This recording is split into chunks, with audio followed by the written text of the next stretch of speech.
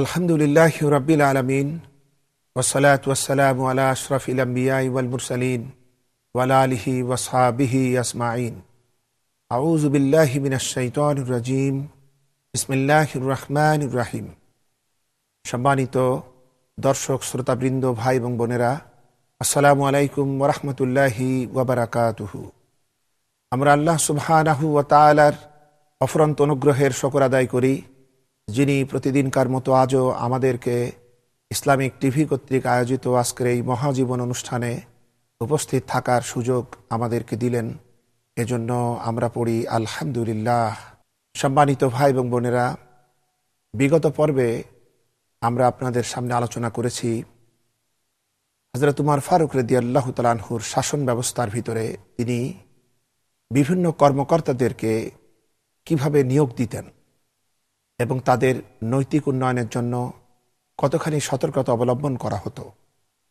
এই কথাগুলো বলতে গিয়ে আমরা আপনাদের সামনে আলোচনা রেখেছি যে যখনই তিনি কর্মকর্তাদেরকে নিয়োগ দিতেন, প্রথমেই তাদের অস্থাবর এবং স্থাবর সম্পদের হিসাব তিনি নিতেন এবং তাদের দায়িত্ব, ক্ষমতা ও কর্তব্য লিপিবদ্ধ করে দিয়ে তাদেরকে সেখানে পাঠাতেন এবং তারা নিজেরাও জানতেন তাদের দায়িত্ব, কর্তব্য ও ক্ষমতা কতখানি, এবং সেই বিষয়ক সকল বিষয়াদি জনগণের সামনেও সেটি স্পষ্ট করে দেয়া হতো, যাতে শাসকবর্গ যেমন তাদের ক্ষমতার পরিসীমা জানতেন, ঠিক অনুরূপভাবে জনগণও তা জানতেন, বুঝতেন।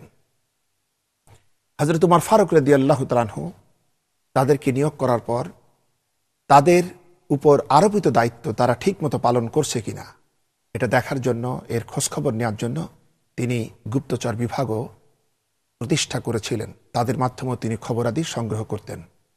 এ পর্যন্ত আলোচনা আমরা গত পর্বে আপনাদের সামনে রেখেছি। এরপর তার শাসন ব্যবস্থার আরও কিছু বিষয়াদি, তার আরও কিছু কর্মতৎপরতা নিয়ে আমরা আজ আলোচনা করতে চাচ্ছি। তা হচ্ছে এই, হযরত উমর ফারুক রাদিয়াল্লাহু তাআলা আনহু তার কর্মচারী কর্মকর্তাদেরকে তাদের আত্মশুদ্ধির জন্য তিনি তাদেরকে প্রতি বছর পবিত্র হজ পালন বাধ্যতামূলক বলে নির্দেশ জারি করেছিলেন। তিনি নিজেও প্রতি বছর হজের ময়দানে যেতেন এবং বিভিন্ন প্রদেশের গভর্নর এবং কর্মকর্তাদেরকেও আসতে বলতেন, এবং সেখানে যখন তারা সকলে মিলে উপস্থিত হতো, তখন তিনি সমগ্র জনতার সামনে তার দেওয়া এই কর্মকর্তা বৃন্দকে, গভর্নর বৃন্দকে, শাসক বর্গকে তিনি জনগণের আদালতে পেশ করতেন এবং তিনি জনগণকে উৎসাহিত করতেন যে এদের শাসন কার্যের ব্যাপারে, এদের কোনো কর্মতৎপরতার ব্যাপারে যদি আপনাদের কোনো অভিযোগ থাকে, তাহলে আপনারা সেটা আমার সামনে নির্দ্বিধায় নির্ভয়ে তা পেশ করতে পারেন। এসব ক্ষেত্রে কয়েকবার এরকম দেখা গিয়েছে যে কয়েকজন শাসকের ব্যাপারে যখনই কোনো অভিযোগ এসছে, হযরত উমর ফারুক রাদিয়াল্লাহু তাআলা আনহু তৎক্ষণাৎ তার জন্য উপযুক্ত ব্যবস্থা নিয়েছেন। এরকম ব্যবস্থা নেওয়ার ফলে এমন ভীতির অবস্থা সৃষ্টি হলো, শাসনকর্তাদের মধ্যে, কর্তৃপক্ষের মধ্যে এতখানি ভীতি, আশঙ্কা দেখা দিল যে আল্লাহ পাকের মেহেরবানি, প্রত্যেকেই সংশোধিত হলো এবং পরবর্তীতে আর এমন কোন অভিযোগ আসে নাই।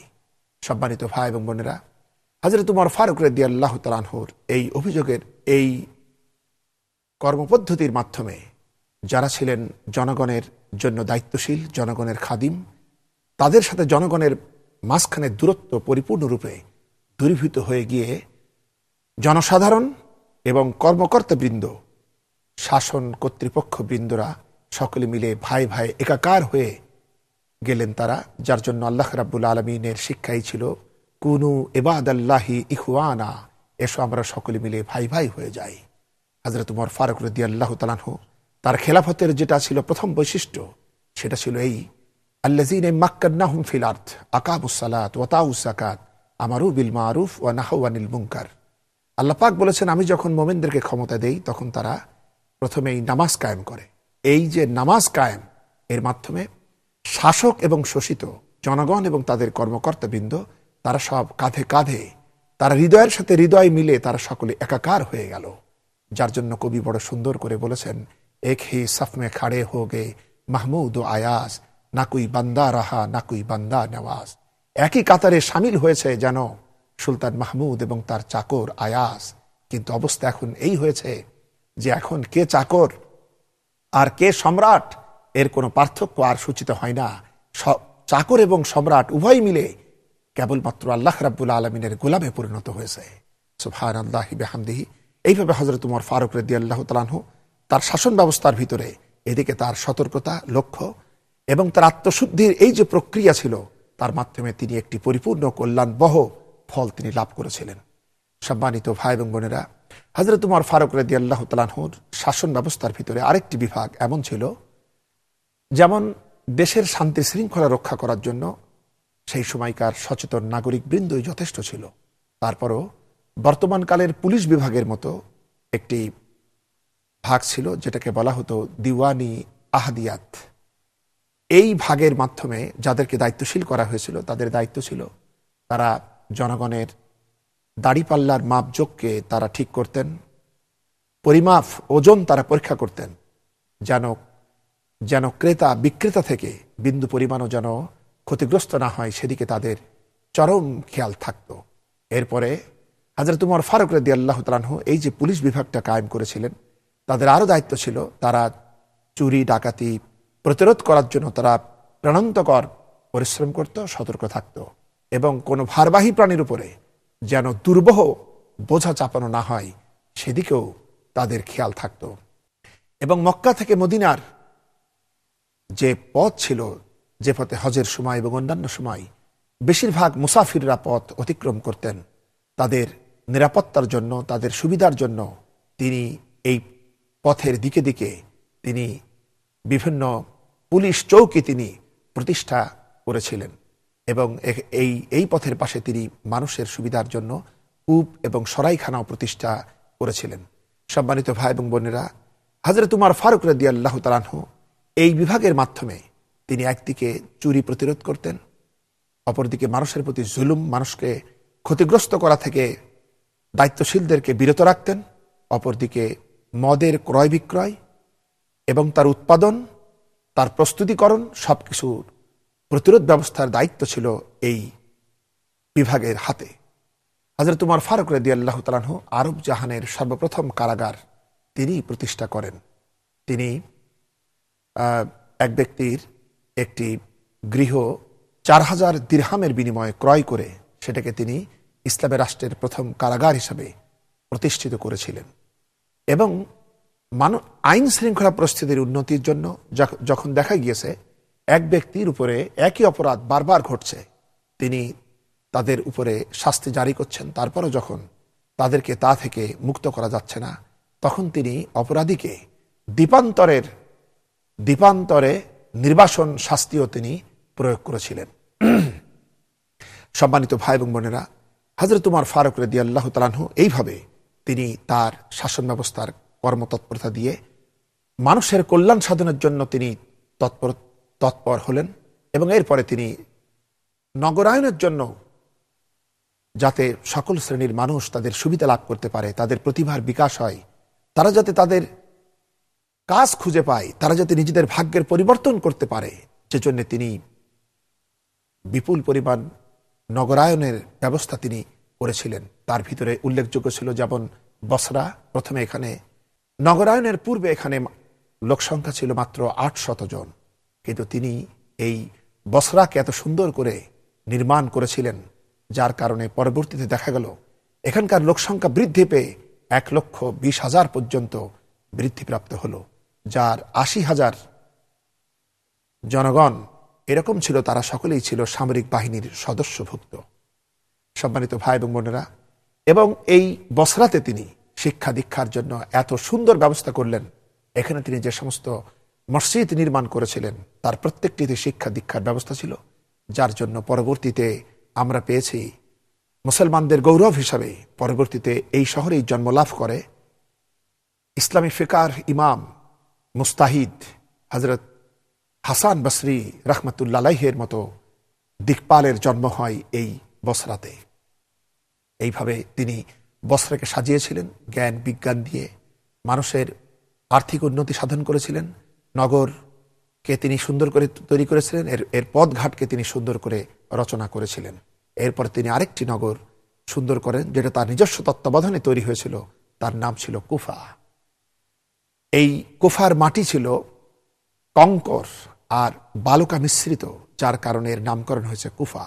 এখানে আরবের বিখ্যাত বিখ্যাত ফুলের সমাহার ছিল এখানে, এবং তিনি কুফাকে এত উন্নত করে প্রতিষ্ঠিত করেছিলেন যে কুফার রাজপথ ছিল 40 হাত প্রশস্ত, এবং এর থেকে কম যে রাস্তাগুলা ছিল সেগুলার প্রশস্ততাও ছিল 20 থেকে 30 হাত, এবং রাস্তার অলিগলিগুলা 7 হাত পর্যন্ত চওড়া ছিল। এখানে কুফায়ও তিনি জ্ঞান বিজ্ঞানের জন্য সুন্দর সুবিধার ব্যবস্থা করেছিলেন, যার কারণে কুফাকে বলা হয়েছে জ্ঞান বিজ্ঞানের সূতিকাগার। এখানেই জন্মলাভ করেছেন পরবর্তীতে ইমামে আজম হজরত আবু হানিফা রহমতুল্লাহ আলাইহির মতো মহামনীষী, এবং এখানে সাহাবীদের তত্ত্বাবধানে এখানে শিক্ষা দীক্ষার কাজ জোরে সোরে চলত। তার ব্যবস্থা করেছিলেন হজরত উমর ফারুক রাদিয়াল্লাহু তাআলা আনহু। এরপরে তিনি যেটা করলেন, এই নগরায়নের ধারাবাহিকতায় তিনি পরবর্তীতে ফুস্তাত এলাকাও তিনি নগরায়ন করেন। এই ফুস্তাত অর্থ হচ্ছে তাবুর শহর। হজরতে আমর ইবনুল আস রাদিয়াল্লাহু তাআলা আনহু যখন তিনি তার সৈন্যবাহিনী নিয়ে মিশর বিজয়ের জন্য এসেছিলেন, তখন তিনি নীল দরিয়া এবং একটি পাহাড়ের মধ্যবর্তী স্থানে তিনি তাঁবু নির্মাণ করেছিলেন। ফুস্তাতের একটি মর্মস্পর্শী ইতিহাস রয়েছে, তা হচ্ছে তিনি যখন এই তাঁবু নির্মাণ করেন তখন তারই তাঁবুতে এক আসমানি মেহমান হিসাবে এক কবুতর এখানে বাসা নির্মাণ করেছিল। হযরত আমর ইবনুল আস রাদিয়াল্লাহু তাআলা আনহু এই দৃশ্য দেখেছিলেন, এবং তিনি যখন ফুস্তাত পরিত্যাগ করে অন্যত্র চলে গেলেন, তখন তিনি এই আসমানি মেহমান, এই যে পাখি, আল্লাহর নিয়ামত, এই পাখির বাসাটা তিনি বিন্দু পরিমাণও নষ্ট করেন নাই, এবং তার বাসাটা যেন ঠিক মতো থাকতে পারে, সেজন্য তার পরবর্তী বংশধর তৈরি করতে পারে, যেজন্য এই তাঁবুটাকে তিনি সেভাবেই রেখে গিয়েছিলেন। এবং পরবর্তীতে এই তাঁবুকে কেন্দ্র করেই হযরত উমর ফারুক রাদিয়াল্লাহু তাআলা আনহুর নির্দেশে এই ফুস্তাত শহর বিনির্মাণ হয়েছিল, যেজন্য তার নাম হয়েছে পরবর্তীতে ফুস্তাত। এরপরে তিনি আরেকটি শহর নির্মাণ করেছিলেন, যার নাম ছিল মুসেল। এটা ছিল প্রাচ্য এবং পাশ্চাত্যের সঙ্গম স্থলে, যেজন্য একে বলা হয় মিলনস্থল। সেখান থেকে নামকরণ হয়েছে মুসেল। এটাকেও তিনি সৌন্দর্যমণ্ডিত করে এই শহরগুলা তিনি নির্মাণ করেছিলেন। এছাড়াও তিনি আরো নির্মাণ করেছিলেন, এবং তিনি কুফাতে যে মসজিদ নির্মাণ করেছিলেন, এখানে 40,000 পরিবার যেন বাস করতে পারে, এরকম তাদের গৃহের নির্মাণও করা হয়েছিল হযরত উমর ফারুক রাদিয়াল্লাহু তাআলা আনহুর নির্দেশে। এবং এখানে একটি মসজিদ নির্মাণ হয়েছিল, যেখানে 40,000 মানুষ একত্রিতভাবে আল্লাহ পাকের গুণগান গাইতে পারে, এই ব্যবস্থা এখানে করা হয়েছিল। সম্মানিত ভাই এবং বোনেরা, হযরত উমর ফারুক রাদিয়াল্লাহু তাআলা আনহু যেহেতু তাকে প্রতি মুহূর্তে হক এবং বাতিলের দ্বন্দ্বের ভিতরে অবস্থান করতে হতো, তাকে সেই ধরনের মুজাহিদ বাহিনীকে প্রতিষ্ঠিত করতে হয়েছিল, যেজন্য তিনি সামরিক ব্যবস্থাপনাও তিনি সুন্দরভাবে তার শাসন কার্যের ভিতরে করেছিলেন। তার নিয়মিত সামরিক বাহিনী বলতে তিনি 9টি বিভাগে বিভক্ত করেছিলেন। 9টি জেলায় সামরিক বাহিনীরা ছড়িয়েছিলেন। তার সেই শহরগুলি হচ্ছে মদিনা, কুফা, বসরা, ফুস্তাত, মিশর, দিমাশক, হিমস প্যালেস্টাইন, আর হচ্ছে মুসেল। এই 9টি সামরিক বিভাগে তিনি তার মুজাহিদ বাহিনীদেরকে বিভক্ত করেছিলেন, এবং এই 9টি বিভাগের 9টি যে বিভাগ ছিল, প্রত্যেকটি বিভাগকে বলা হতো জুন্দ। এই প্রতিটি বিভাগে 4000 করে সামরিক সেনা প্রতি মুহূর্তে তারা অবস্থান করতেন, 4000 অশ্বসহ এখানে অবস্থান করতেন। তিনি তাদের নিয়মিত ভাতা বেতনের ব্যবস্থা তিনি করেছিলেন, এবং তাদেরকে এতখানি তিনি কর্মতৎপর রাখতেন যেন খলিফার একটা মাত্র নির্দেশে তারা যেন তৎক্ষণাৎ যুদ্ধের জন্য প্রস্তুতি নিতে পারে। যেজন্য এই 9টি ভাগে প্রতিটিতে 4000 সৈন্য হিসাবে 36,000 সৈন্য এখানে অবস্থান করত, এবং এভাবেই সামরিক বিভাগের যাত্রা শুরু করা হয়, এবং পরবর্তীতে তার সংখ্যা আরো বৃদ্ধিপ্রাপ্ত হয়। হযরত উমর ফারুক রাদিয়াল্লাহু তাআলা আনহুর সেনাবাহিনী তারা 5টি ভাগে বিভক্ত ছিল। তীরন্দাজ, পদাতিক এবং অশ্বারোহী, আরো ছিল বাহক এবং সেবক। এই 5টি ভাগে সামরিক বিভাগকে তিনি বিন্যস্ত করেছিলেন এবং তারা রণক্ষেত্রে যখন তারা যুদ্ধক্ষেত্রে অবতীর্ণ হতো তখন তারা অগ্র, পশ্চাৎ, মধ্যভাগ এবং দুপার্শ্ব এই 5 ভাগে বিভক্ত হয়ে তারা শত্রুর মোকাবেলা করত। সামরিক বাহিনীর সদস্যদেরকে প্রতি বছর নিয়মিত বেতন দেওয়া হতো এবং তাদের পরিবার পরিজনের সার্বিক ব্যবস্থা ইসলামী রাষ্ট্র বহন করতেন এবং তাদের পোশাক, আহারাদি সবকিছুর ব্যবস্থা, তাদের চিকিৎসা সবকিছু ব্যাপারেই ইসলামী রাষ্ট্র তার ব্যয়ভার বহন করতেন। সম্মানিত ভাই এবং বোনেরা, হযরত উমর ফারুক রাদিয়াল্লাহু তাআলা আনহু এইভাবে করে তার শাসন কার্য নির্বাহ করেছেন, যেটা আজকের আধুনিক বিশ্বে আমরা মনে করি যে এগুলা বোধহয় আমরা করেছি। না, এর প্রতিটির প্রতিষ্ঠাতা ছিলেন হযরত উমর ফারুক রাদিয়াল্লাহু তাআলা আনহু। সম্মানিত ভাই বোনেরা, তার যে বিচার ব্যবস্থা ছিল, তার বিচারালয় ছিল মসজিদ। মসজিদকেই ইসলামী রাষ্ট্রে মসজিদের বহুমুখী ব্যবহার হযরত উমর ফারুক রাদিয়াল্লাহু তাআলা আনহু করেছিলেন। রাসূল পাক সাল্লাল্লাহু আলাইহি ওয়াসাল্লামও এই কাজ করেছেন। হযরত উমর ফারুক রাদিয়াল্লাহু তাআলা আনহু তিনি মসজিদকেই বিচারালয় হিসাবে প্রতিষ্ঠিত করেছিলেন। এখানে সরকারি কাজী নিযুক্ত ছিল এবং জনসাধারণ তারা অত্যন্ত নির্ভীকভাবে এই বিচার ব্যবস্থার সহযোগিতা লাভ করত এবং বিচারকরাও অত্যন্ত নির্ভীকতার সাথে, তারা অত্যন্ত ন্যায়পরায়ণতার সাথে তারা তাদের বিচার কার্য নির্বাহ করতেন।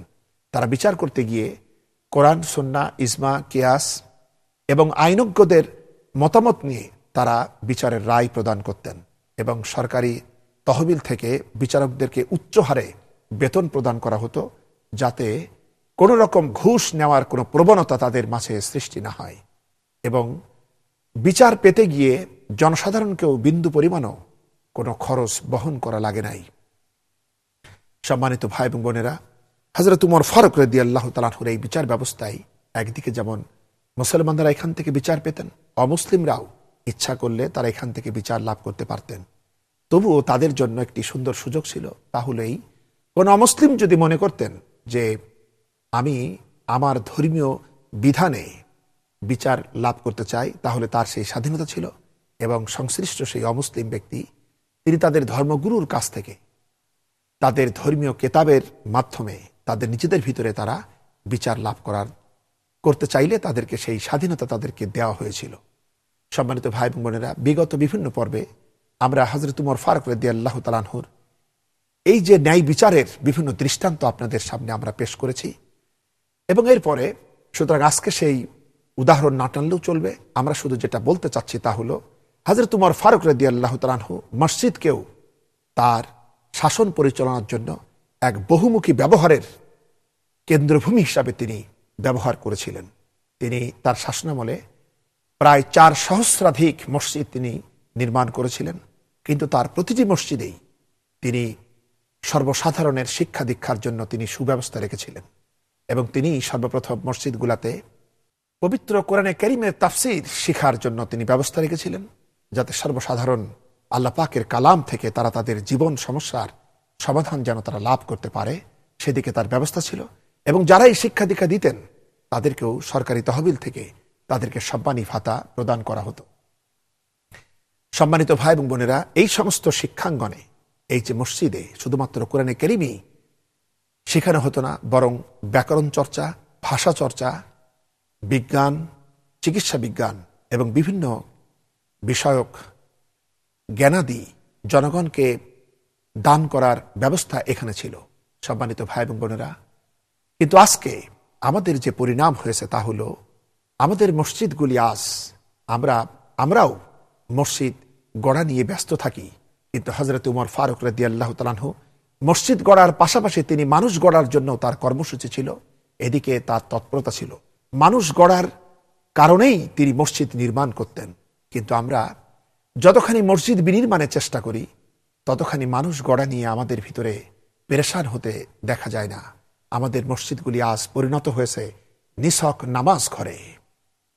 বড়জোর বিভিন্ন মসজিদে পবিত্র কোরআনে কারীমের তেলাওয়াতটাই কোনো কোনো মসজিদে শেখানো হয়, কিন্তু এটা শেখাতে গিয়ে আমাদের সোয়াব হচ্ছে, ঠিক আছে, নফল সোয়াব আমাদের হয়, কিন্তু কোরআন বোঝার ফরজ যে আদায় হচ্ছে না, এ ব্যাপারে কারো কিন্তু কোনো মাথা ব্যথা আমরা লক্ষ্য করি না। সম্মানিত ভাই এবং বোনেরা, ইসলাম আসার পর রাসূল পাক সাল্লাল্লাহু আলাইহি ওয়াসাল্লাম থেকে প্রথম ১৫০ বছর মুসলিম জাহানে কোনো কলেজ, বিশ্ববিদ্যালয় কিংবা কোনো মাদ্রাসার অস্তিত্ব ছিল না। যা কিছু শেখানো হতো মসজিদের জায়নামাজেই শেখানো হতো, শুধুমাত্র কোরআনে কারিমই শেখানো হতো না, সেখানে ভাষা চর্চা এবং জ্ঞান বিজ্ঞানও শেখানো হতো। কিন্তু আজকে আমাদের মসজিদ তৈরি হয়েছে, মসজিদগুলি হয়েছে শুধুমাত্র নামাজ ঘরে পরিণত হয়েছে। মুসলমানদের দুর্ভাগ্য সেদিন থেকে শুরু হয়েছে যেদিন মানুষ গড়ার পরিবর্তে এভাবে মসজিদ গড়া শুরু হয়েছে। আমাদের অতীত রাজা বাদশারা তারা বিরাট বিরাট প্রাসাদ নির্মাণ করে, মসজিদ নামক বিভিন্ন বড় বড় অট্টালিকা নির্মাণ করে তারা পৃথিবীতে অমর হতে চেয়েছেন। যার কারণে দুঃখজনক হলো এটাই সত্য, প্রায় ৮০০ বছর মুসলমানদের শাসনের পরও প্রায় ৮০% ভারতীয় অমুসলিমই রয়ে গেল। কিন্তু খেজুর পাতার রাসূল পাক সাল্লাল্লাহু আলাইহি ওয়াসাল্লাম এবং খোলাফায়ে রাশিদিনের মাধ্যমে যে খেজুর পাতার মসজিদ তৈরি হয়েছিল, সেখানে মানুষ গড়ার এতখানি গুরুত্ব ছিল, যার কারণে মাত্র অল্প দিনের ভিতরেই ১০০% মানুষ ইসলামের ছায়াতলে প্রবেশ করেছিল সমগ্র আরব জাহানে। সম্মানিত ভাই এবং বোনেরা, আসলে এ ঘরে আগুন লেগেছে, এ ঘরের বাতি দিয়েই মুসলমানের সর্বনাশ মুসলমান যত করেছে এত আর কেউ করতে পারে নাই। খোলাফায়ে রাশিদের ইতিহাস নিয়ে যারাই চিন্তা করেছেন তাদের মুখ থেকে স্বতঃস্ফূর্তভাবে এই কথা বের হয়েছে। পরবর্তী নির্মম ইতিহাস দেখে তাদের কষ্ট হয়েছে এবং তারা বলেছেন, মেঘ যেমন সূর্যকে আড়াল করে ফেলে, ইসলামকে আড়াল করে রেখেছে আজকের মুসলমানেরাই।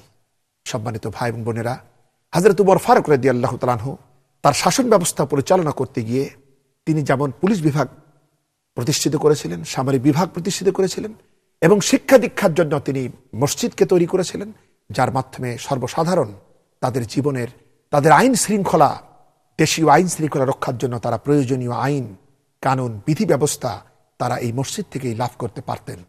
সম্মানিত ভাই এবং বোনেরা, আসুন আমরা এই কথাগুলি একটু মূল্যায়ন করার চেষ্টা করি এবং আমরা ফিরে যাই সেই হারানো পুরানো দিনের দিকে, ইসলামের শাশ্বত সমুজ্জ্বল আদর্শের দিকে। আল্লাহ আমাদের সবাইকে সুমতি দিন, সচেতনতা দিন। আল্লাহ আমাদের প্রতি রহম করুন। আমরা সকলেই পড়ি আমিন। আখির দাওয়ানা আলহামদুলিল্লাহি রাব্বিল আলামিন। আসসালামু আলাইকুম ওয়া রাহমাতুল্লাহি ওয়া বারাকাতুহু।